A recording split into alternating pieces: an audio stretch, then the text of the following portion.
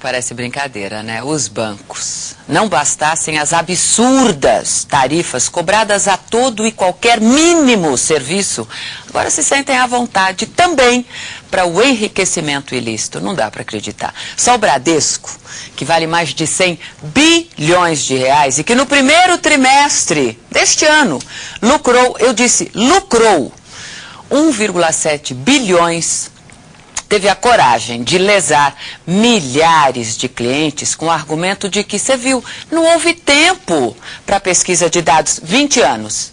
A Caixa Econômica Federal, pior, hein? Diz que não tem funcionários. É inacreditável. O governo soltou a pior. Segundo o ministro Mantega, o governo estuda reconhecer essa dívida. Reconhecer o quê? Assumir o quê? O roubo dos bancos, que sonegaram extratos, que embolsaram 1,9 trilhões de reais. Isso é praticamente todo o PIB brasileiro, o total de riquezas geradas pela economia brasileira, economia que trabalha. A nós, que pagamos bilhões em impostos e mais alguns outros bilhões em tarifas bancárias, resta aguardar agora a decisão da Justiça.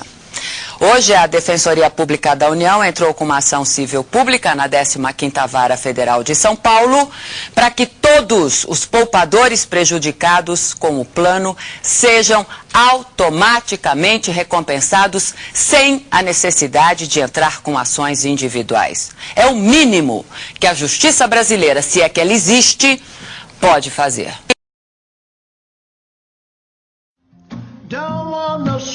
Again, I had some pride yesterday. Pride in the strength and the courage and the focus and the spirit that you can hear in this voice. And we've sent a communique via the fella's YouTube channel. We have it, the video linked up on Infowars.com and PrisonPlanet.com. When we linked to it, it had about 200 viewers yesterday. Now it's had close to 100,000. I would guess this video will end up getting several million views. It's Rockefeller-owned. Chileans tell him he will fail. And that's what they're saying in Spanish to him, but they're also speaking in English. And I was very proud of the fact that when I went to this YouTube channel of the man who confronted them, and he's there on the YouTube channel saying, yes, I'm the guy who uploaded the video. I'm the guy that confronted him, David Rockefeller, and also Mr. Eastman, one of the richest men in South America, and Australian elitist Edward McClure, who served as president of the League of Nations. It just goes on and on here.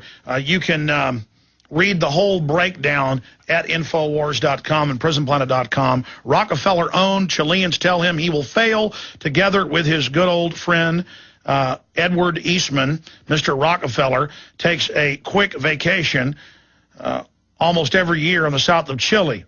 Both are well known for working with the CIA during the '73 coup against their president down there, and they killed hundreds of thousands. And, of course, Kissinger brags about that. He's wanted on war crimes in Spain for it. And manipulating public opinion through a newspaper called El Mercurio. Edwards is also known for being a descendant of Chilean elitist Edward McClure, who served as the president of the League of Nations from 22 to 23 and also ran the same newspaper. So here is a super high-powered, one of the most wealthy media magnates in South America, super high-powered mafia, Mr. Easton, helping set up with David Rockefeller's grandfather, the first mode of the UN, a big eugenicist, being confronted, and it's just so powerful. And then I go to the guy's channel. He's got our films up there that he's translated into Spanish. He's got all this great work he's doing, and to know that we're influencing great people in Chile, they're influencing us here. Together, we're all nationalistic, pro-family, pro-sovereignty.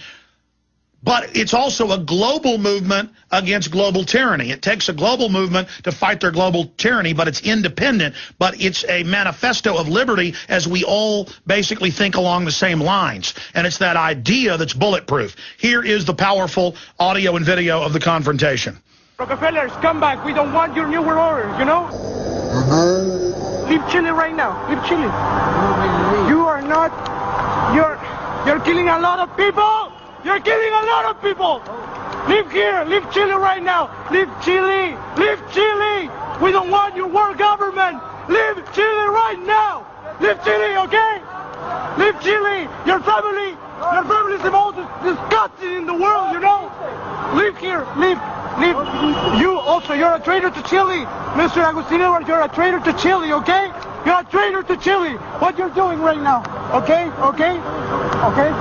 You know everything. You know everything. You're participating with him. You're participating with him in this.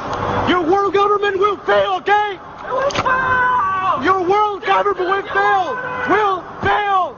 Will fail! You know it! Leave Chile right now! We don't want you here! We don't want you disgusting things here! Leave Chile now! You gotta love it. We don't want you here, you disgusting creature.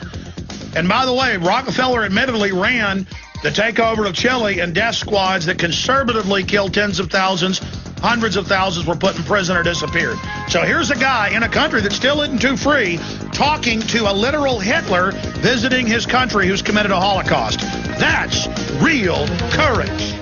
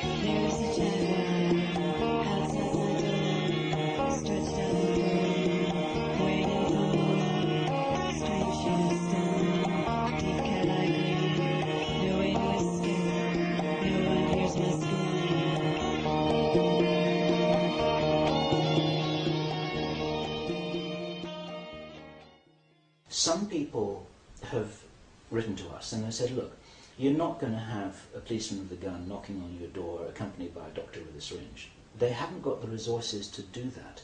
How actually could they enforce it if they wanted to? How could it happen? What would be the sanctions which they have? Well, the French government released or circulated to the heads of departments an internal document of 19 pages which outlined quite clearly their method. And this is what I assume is happening in every country. They're going to set up vaccine centres that are outside hospitals and GPs. Some of these are going to be secure. People are going to be told to go there first of their own free will, and then they're going to receive calls, whatever, telling them to appear at a certain time. And those people who do not come are going to eventually be collected and forced to go there. Do the resources exist to actually do that? Because you're talking about transporting and enforcing and rounding up and making contact with hundreds of thousands of people, and possibly many more than that. Absolutely. If so many people refuse, it will be impossible. But they are assuming that the vast majority of people will either go of their free will, or when they get the call from, say, a police authority telling them to appear, or the notification, they will go reluctantly, but they will still obey that call. And the number of people who will actually refuse to go and stay at home when they're informed it's a criminal offence not to go will be very small, and it will be a criminal offence not to go. However, if it turns out that hundreds of thousands of millions refuse to go, then they cannot carry it through. And that's why it's important for every single person to say no and not to go along with it. This is Bill Ryan from Project Camelot, and I am here in Vienna on the 8th of September 2009. I happen to be in Vienna because I've just returned from a conference in Poland, and I have just met Jane Burgermeister, who up until now has been a figure shrouded in mystery. And it's my great pleasure to introduce you visually to the world here by being the first person in the internet community to have made a trail to find out And here I'm going to make a joke, whether you really exist or not, and I can demonstrate to everyone that you truly do.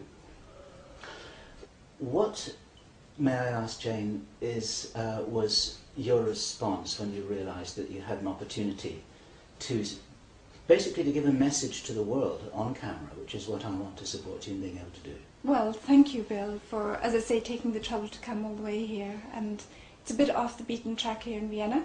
It is, however, a significant place, as it turns out. It is the place where Baxter contaminated 72 kilos of vaccine material with the live bird flu, and so nearly triggered a global pandemic just a few months ago in February. This attempt to trigger a pandemic failed because of the alertness of people in the Czech Republic who detected it in a laboratory in biotest. However, it has now turned out that Baxter still has at least a large amount of that 72 kilos of bird flu, and we're coming to a point where we have only perhaps a few weeks until the government here in Austria and other governments around the world intend to start injecting people with so-called